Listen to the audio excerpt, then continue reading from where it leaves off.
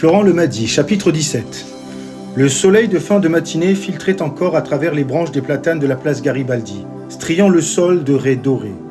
Lorsque Leïla émergea de la foule, sa silhouette imposante se découpant avec une élégance naturelle.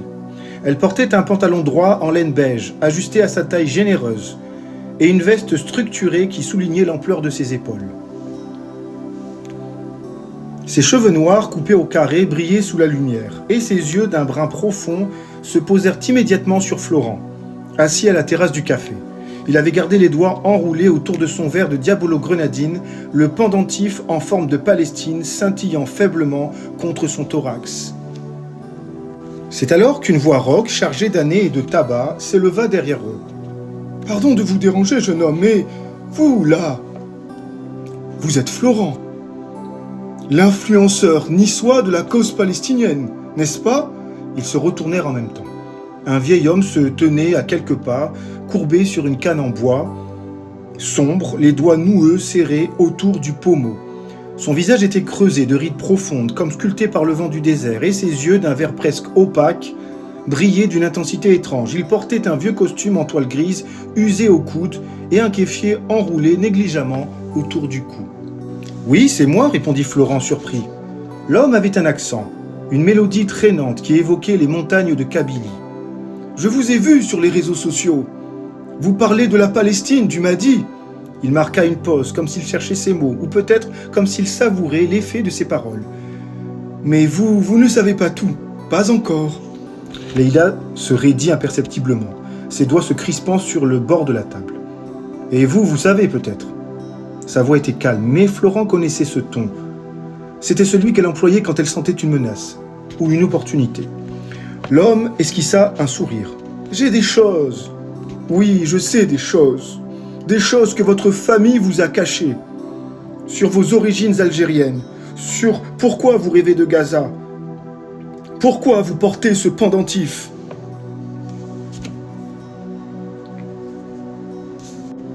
Son regard se posa sur la carte d'argent autour du cou de Florent.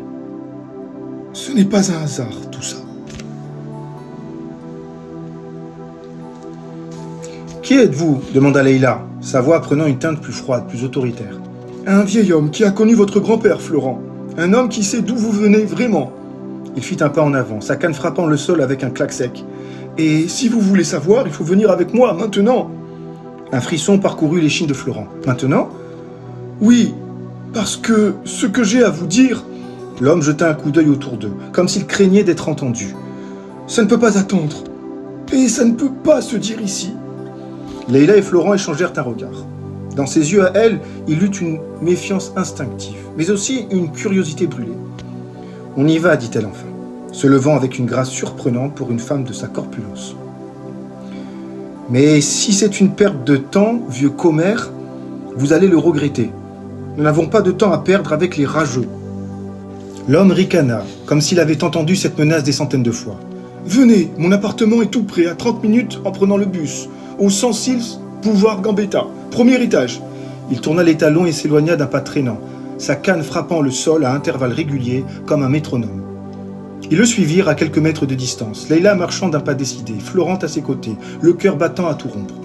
« Tu crois qu'il dit vrai » murmura-t-il, les yeux fixés sur la silhouette voûtée du vieil homme. « Je ne sais pas » répondit Leïla, les lèvres pincées. « Mais s'il ment, je lui arrache la langue. » Florent ne douta pas une seconde qu'elle en était capable. L'immeuble du 106 boulevard Gambetta était un bâtiment haussmannien aux murs lépreux, les balcons en fer forgé rouillés par les embruns de la Méditerranée. Il avait été requalifié en logement social par les services de la mairie. L'odeur de l'iode se mêlait à celle plus âcre de l'urine et des poubelles mal fermées. Le vieil homme gravissait déjà les marches de l'escalier, sa respiration sifflante résonnant dans la cage d'escalier étroite. « Je grimpe ces marches depuis des années, 20 ans. Quelle idée d'aller s'enterrer dans cet appartement maudit !» lança-t-il par-dessus son épaule, comme s'il s'excusait. « Mais au moins, ça me maintient en forme. » L'appartement sentait la poussière et le papier jauni. Les murs étaient tapissés d'étagères ployant sous le poids de livres aux relures fissurées, de dossiers empilés en équilibre précaire, de cartes géographiques épinglées çà et là. Une lampe à pétrole posée sur une table en bois massif diffusait une lumière tremblotante, comme si l'électricité avait été coupée depuis longtemps. « Asseyez-vous, murmura l'homme en désignant deux fauteuils en cuir craquelé, face à un vieux bureau encombré. Moi, c'est Taïeb. Florent s'installa avec précaution, sentant le cuir froid sous ses doigts. Leïla, elle, resta debout un instant, les bras croisés, scrutant la pièce comme si elle cherchait une menace cachée. Alors, lança-t-elle enfin, sa voix tranchante comme une lame, « Vous allez nous expliquer ou on va devoir vous insulter votre femme la guenon ?» Taïeb s'assit lourdement dans un fauteuil derrière le bureau, ses articulations craquant comme du bois sec. « Votre impatience est compréhensible, jeune femme. » Il sortit un paquet de cigarettes froissées de sa poche, en alluma une avec une allumette qu'il gratta sur le bois de la table. Mais certaines histoires, il faut les raconter lentement, comme on dénoue un fil. Il tira une longue bouffée, la fumée s'échappant de ses narines en volutes grises. Florent, ou devrais-je dire Mohamed. Votre grand-père s'appelait Brahim. Brahim Betieh. Il venait d'un village près de Skikda, Bouchtata. Un homme pieux, droit, respecté. Mais il avait un secret. Quel secret? Florent sentit sa bouche devenir sèche.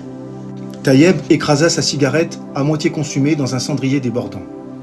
Il n'était pas seulement un villageois, il était un taleb, un érudit musulman, un homme de science, un gardien des traditions, des savoirs anciens.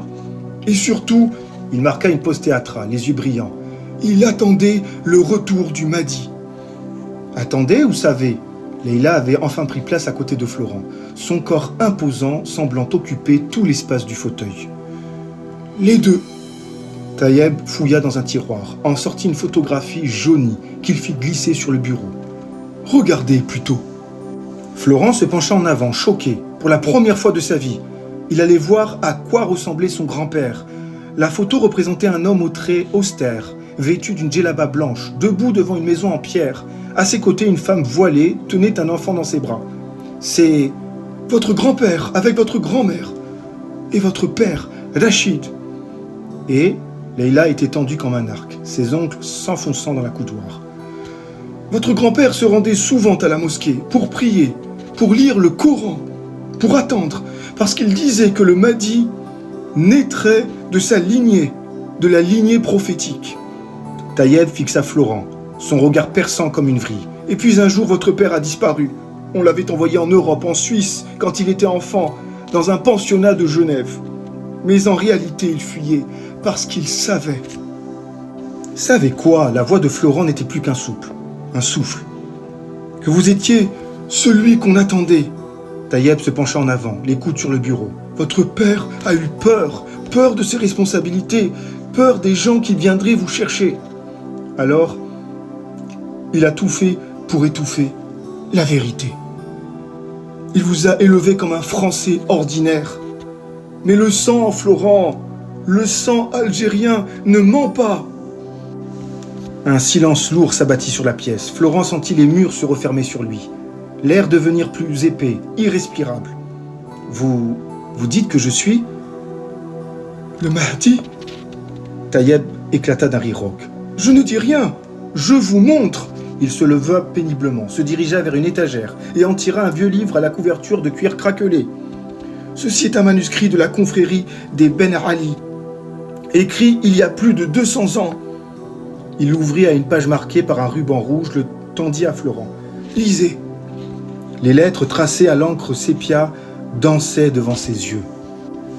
Et quand le fils de la terre de Skikda et du sang de Ali reviendra, il portera en lui le souffle du désert et la colère des opprimés. Il sera reconnu à son regard qui voit au-delà des apparences et à son cœur qui bat pour ceux que le monde a oubliés. Mais, Florent releva les yeux du livre, le visage pâle. Mais cette représentation, cette image, mais c'est moi? C'est mon visage? Ce sont mes traits physiques? Oui, murmura Taïeb. Et maintenant, vous devez choisir, continuer à vous cacher ou accepter ce que vous êtes.